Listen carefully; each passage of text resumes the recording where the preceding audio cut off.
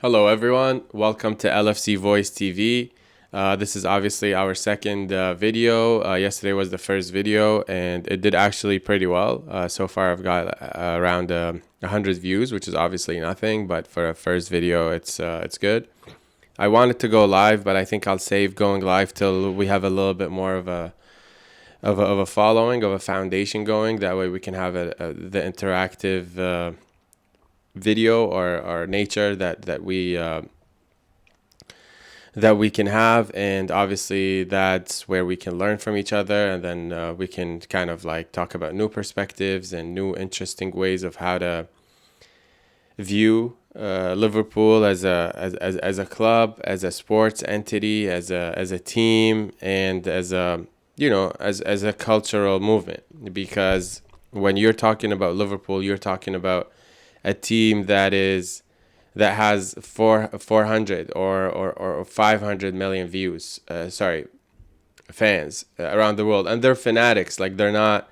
It's not like other things in life or other passions in life where you can be a fan of something, but your life doesn't depend on it.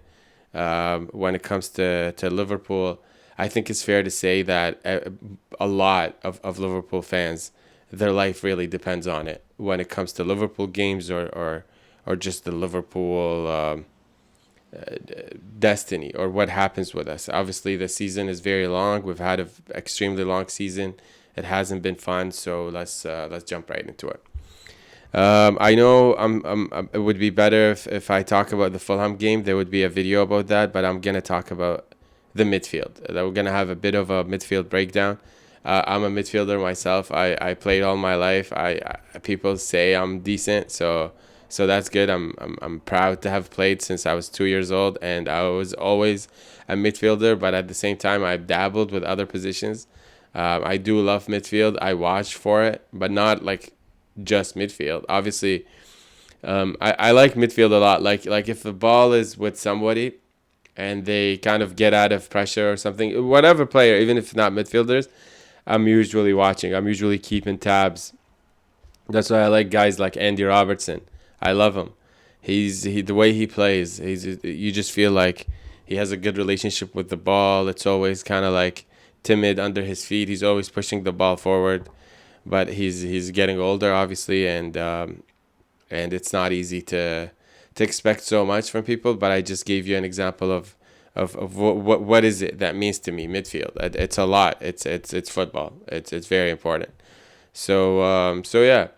We're gonna start with Ryan Gravenberch. Obviously, Ryan is on 280 a week now. Ryan came to the club under Jurgen Klopp. He wasn't doing very well his first season. I remember he scored a nice goal against Fulham. Ironically, we got Fulham coming up. Hope he can do the same, or remember that he once scored against Fulham. He had a nice goal against Everton this season. Very talented lad. Can play the half turn better than anybody that's ever played for us. Maybe like we've got some serious ballers in midfield. But I think Grav does do the half turns really well. He kind of like he's kind of like an actor in midfield. He gives you the feeling that you might want to take it from me, and then he just kind of opens his shoulder. He can open his shoulder to the left shoulder, to the right shoulder. He can take the ball into stride. He can take it into his left foot, right foot, any direction. He's good at stopping and turning the other way. It's usually harder to kind of stop and then go the other way. But he does, and he's a great player. He came in. I remember there was an interview for Jurgen Klopp, and he said that he felt as though it was obvious that Ryan is an 8. I don't think that's wrong, but at the same time, he didn't play a great season, didn't get that many minutes, and then long and behold, next thing you know, lo and behold, sorry, next thing you know, he's doing better for Arne Slot. So what does Arne Slot do? Just a quick breakdown of what I learned from watching Arne Slot. Arne Slot doesn't push his fullbacks further down the pitch. he likes them to stay closer to his center back. So at least in the when we won the league, that was the case. So by doing that, what you're doing is that you're shortening the distance between your center back and your fullback.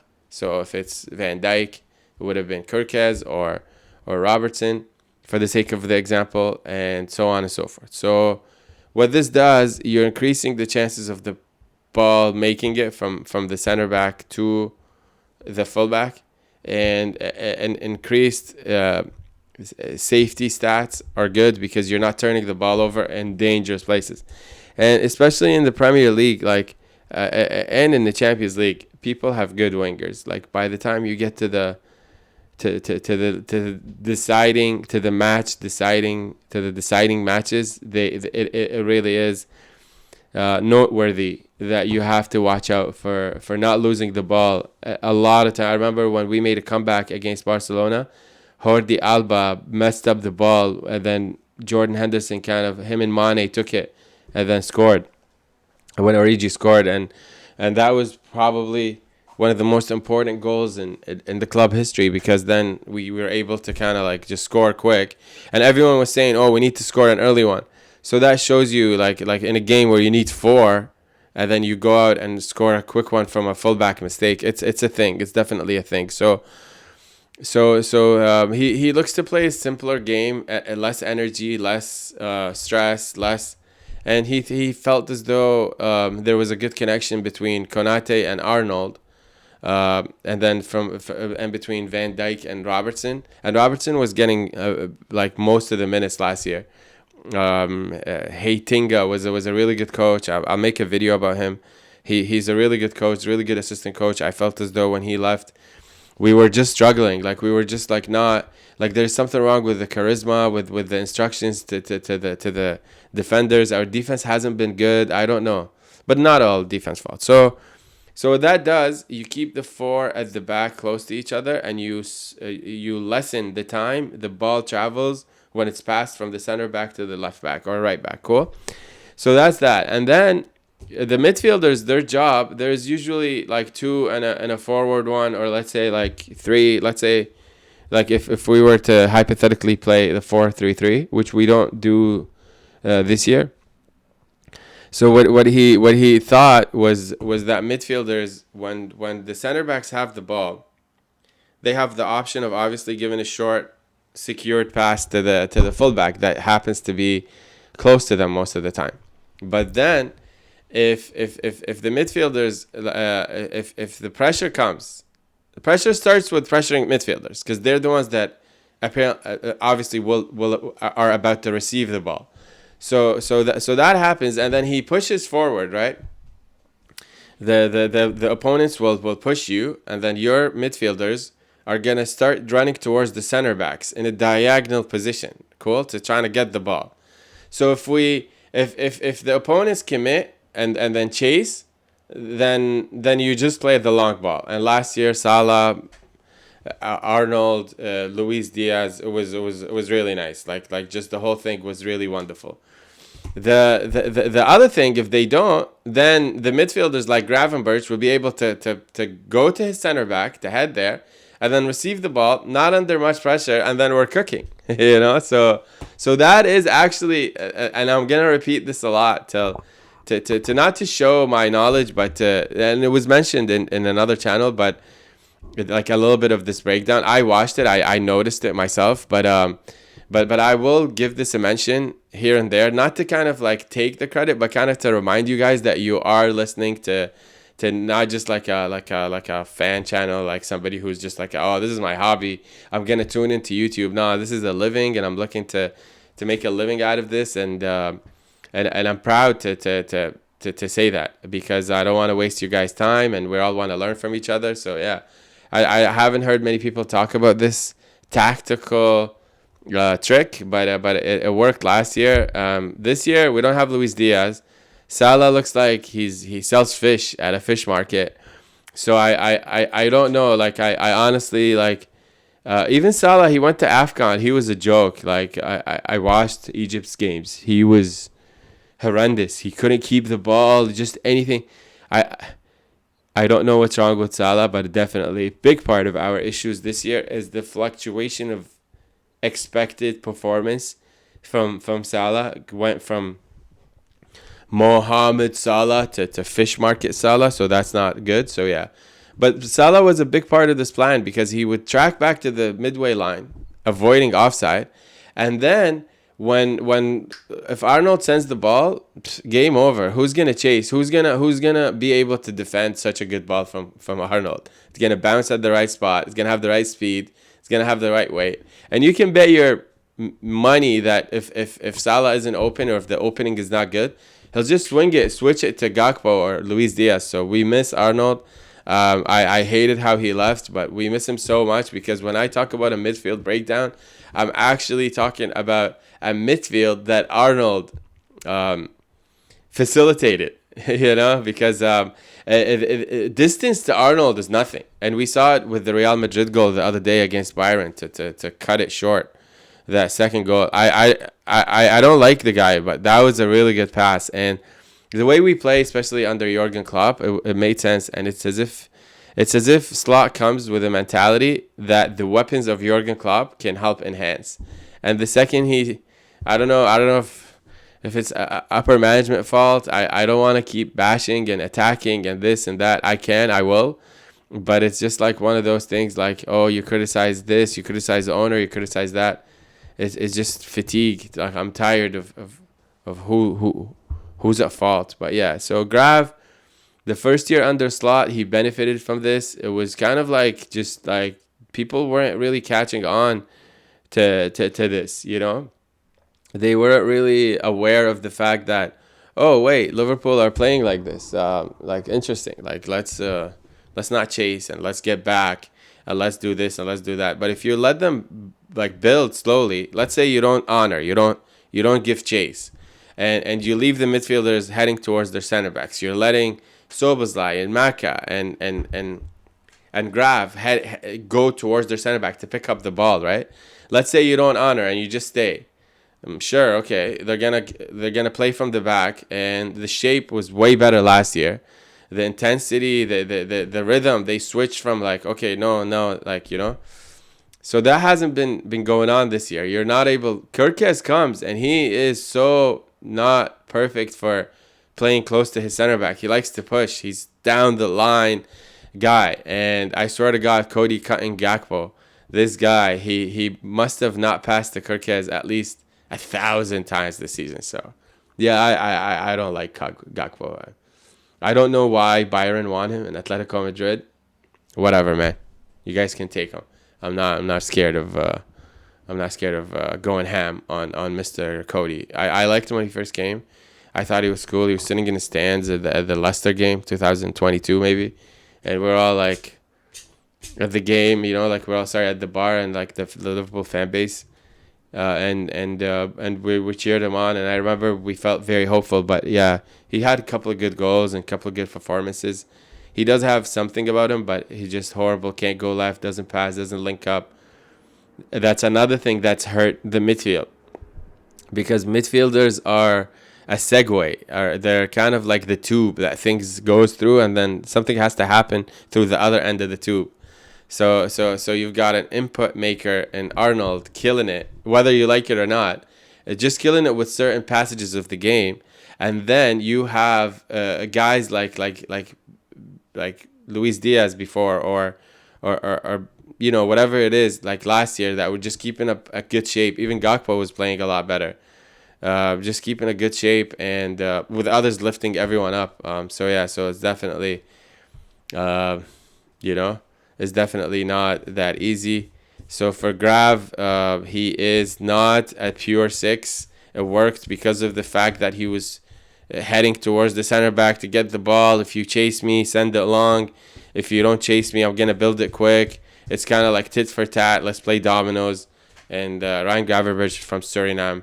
And Suriname, it's a Caribbean culture, so I think they like dominoes. So yeah, I know he's Dutch, but it's like also Suriname. I